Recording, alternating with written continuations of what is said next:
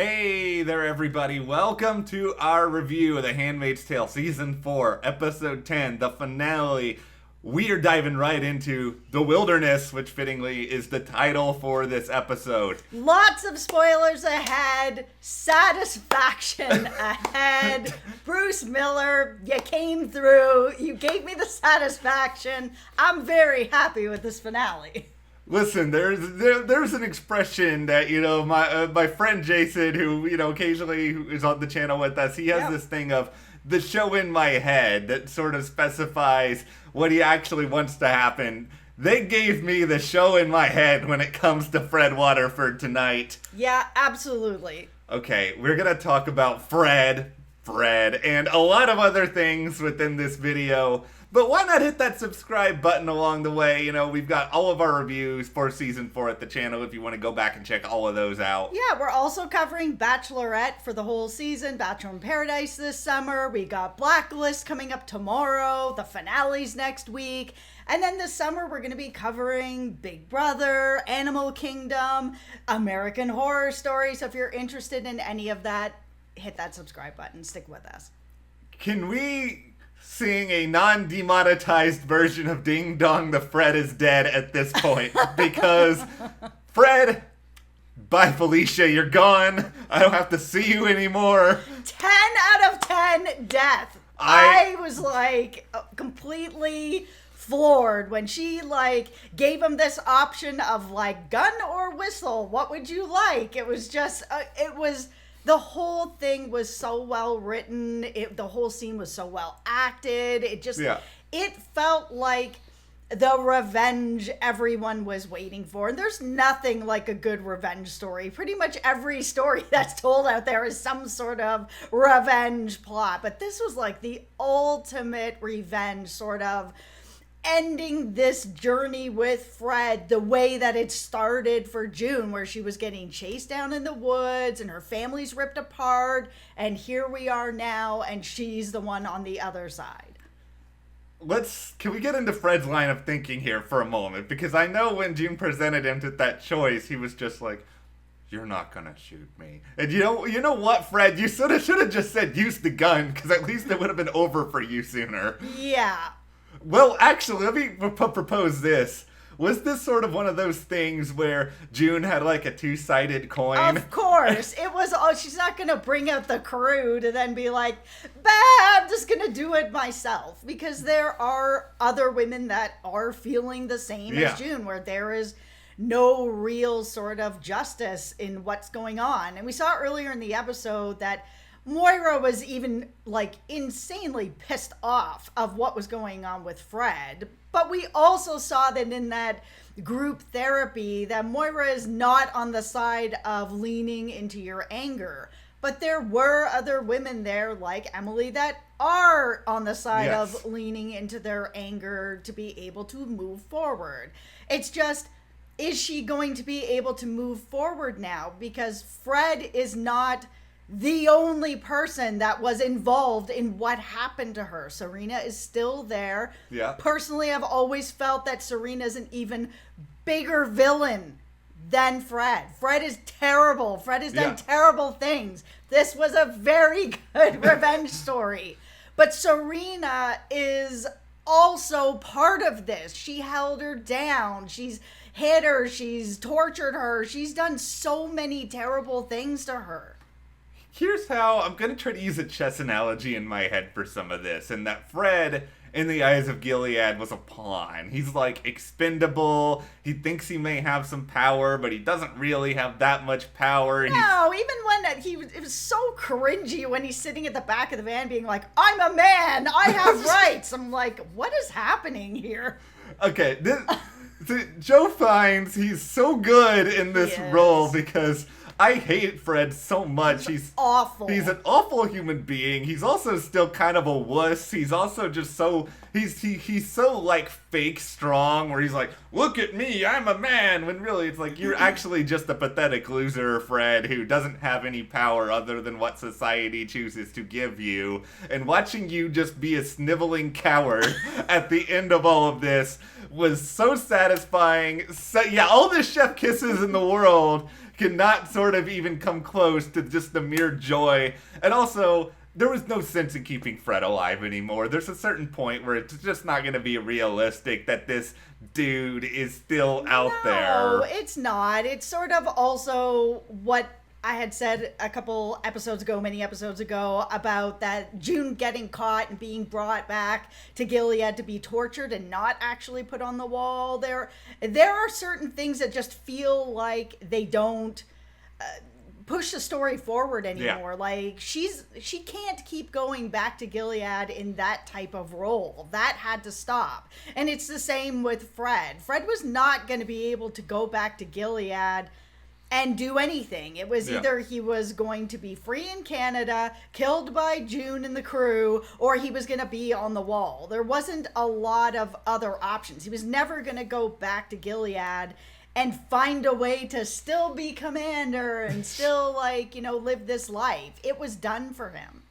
That is a perfect transition into the accessories in June's plan, because it's not exactly as though she's the only person who really thinks all this up. And here's where Commander Lawrence, to me, comes into play, because he's such he's not even remotely likable. Like, this guy also sucks, but he's even said it on the show. He knows that people don't like him. Yeah, but he is self-aware in his own suckiness, and he's also self-aware in sort of realizing, I gotta do what's sort of best for the world around me, and in the world around me, Fred, if Gilead is like, Fred, you suck too much for even us. There's a real problem here. And Lawrence is just like, you know what? You're just going to rat on us. You're not useful to us anymore. I'm just going to let June kill you. Yeah, it's, again, this thing about Lawrence that you never really know where he's going to land. Yeah. You never really know what his motivations are.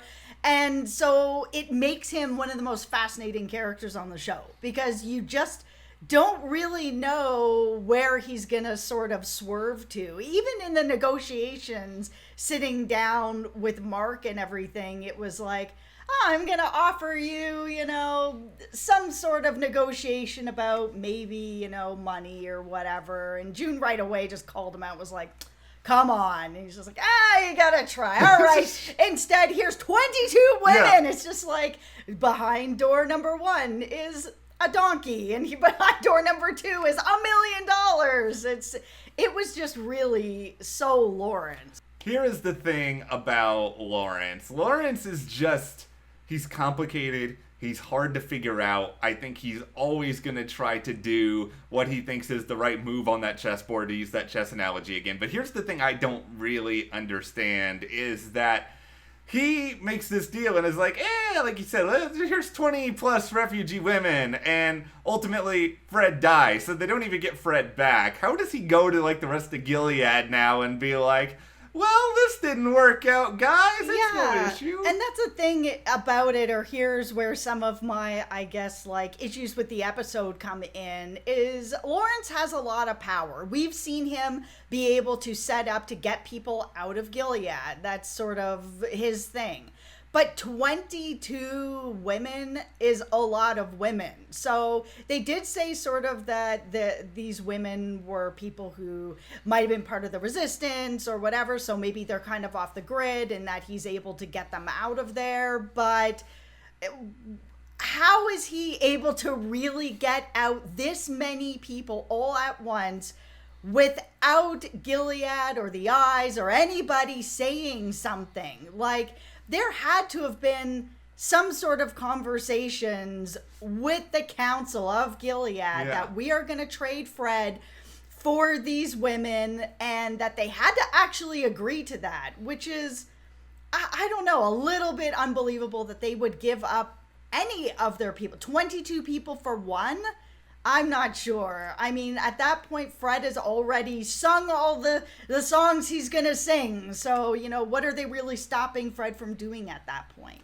And that's what I don't understand fully. And I don't know if it doesn't make sense that Lawrence would completely just freelance all of this unless Commander Lawrence is feeling himself so much as a negotiator. Oh, I'm sure he is. That, like, he's going to have some sort of way to go in there and spend this. Or is he going to look at Nick and just be like, it's his fault, and then, like, try to back out of the room? He absolutely will do that. He will sell out anybody. And so, good transition into Nick. Yeah. So, it was very, very interesting to see the two different positions of Luke and Nick in this, because we have Luke that's kind of like, leave it alone, let's all move on, June, and then Nick who's like, let me coordinate for you to kill Fred, I'm on board. It's so different, these two men, in how they're trying to help June and support June to get forward.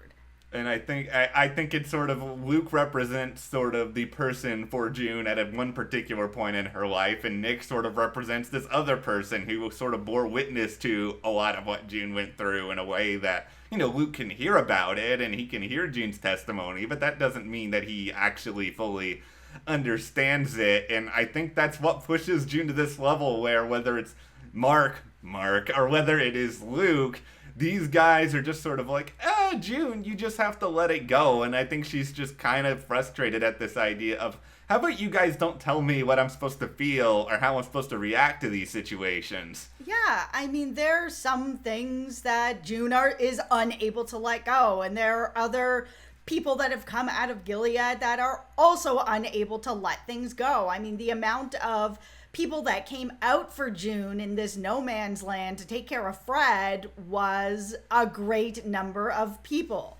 And this is also one of my questions, I guess, about this no man's land as well in general. As I was watching the show, I was kind of like, okay, so there's Canada, Canada's Canada. There's America, Gilead, you know, they're over there. I'm really surprised that either country is allowing there to be a no man's land at all. It's especially Gilead. Gilead wants control over everything. Yeah.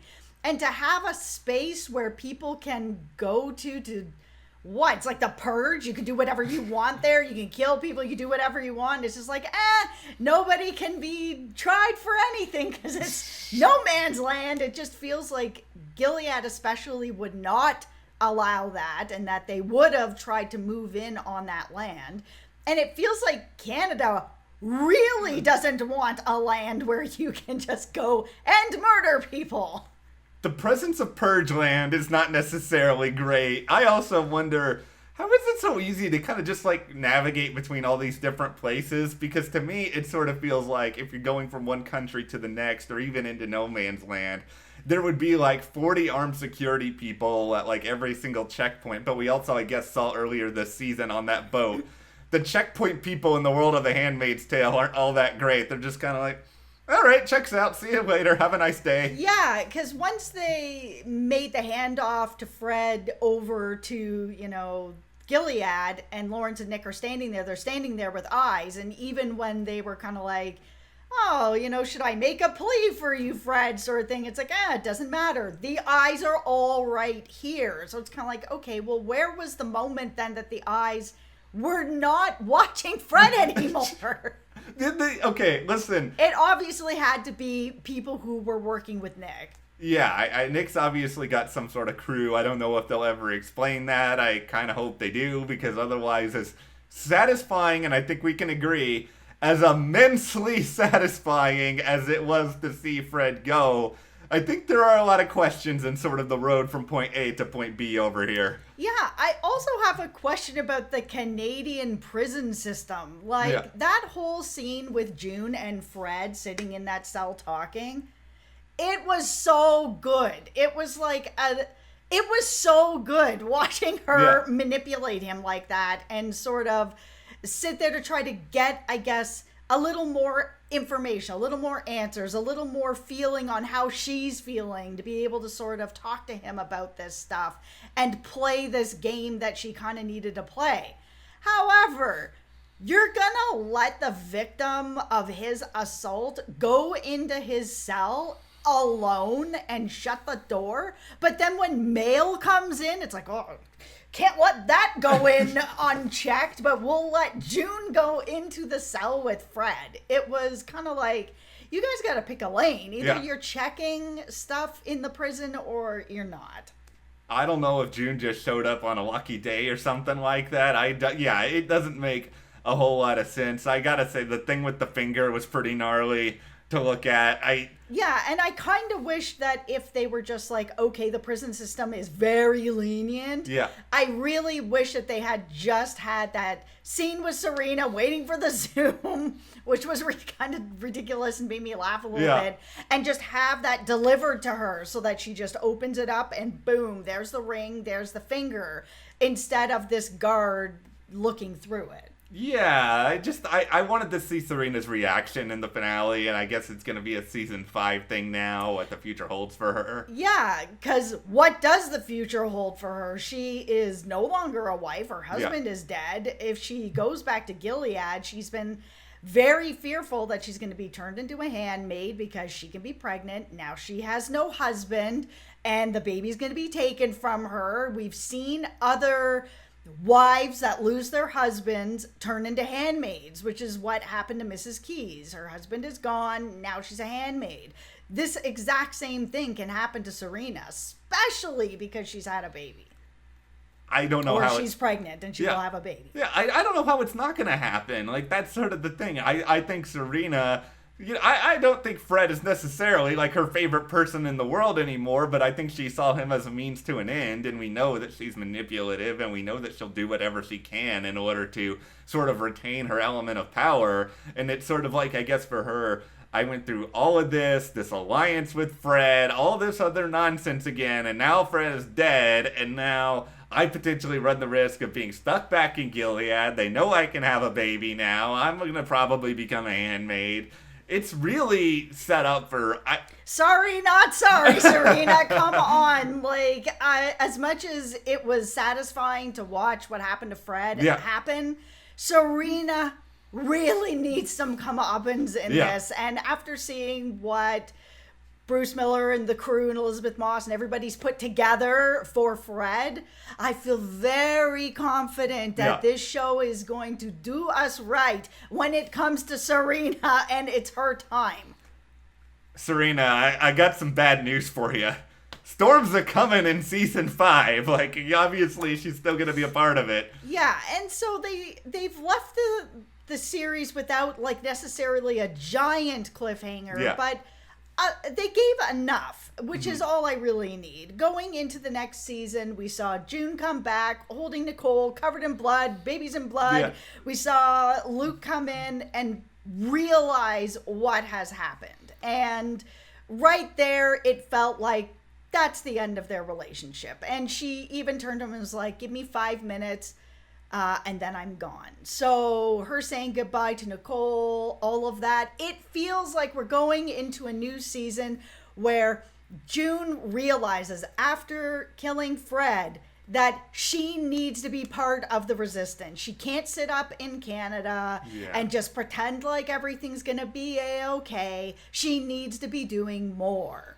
She just can't have that life. And I think she recognizes that Luke wants that life to a certain degree, and, you know, he may be supportive of her, but I assume it's not necessarily mean he's going to be supportive with her within the resistance. So I think she has to sort of go her own route in all of this, and I think it's setting up for kind of an awesome, interesting battle against Gilead, and there's all these other questions we still kind of need bits and pieces of answers to. Like, I love Janine. I was so bummed out that Janine was not even in this episode, like, at all. So what's her role going to be in all this? Yeah, and I mean, I think we're going to see Janine and June reconnect, because it feels like June can't stay in Canada. Luke knows that she's killed Fred. Mark is going to know that he was played, because I don't think he actually knew what the whole plan was. I think he just knew he was trading Fred for survivors and that he was able to help in that way, and that's all he knew. But once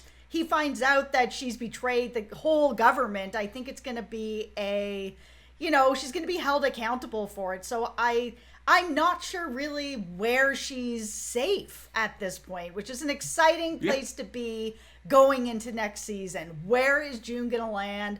I want to see her with like Mayday or one of the other resistances.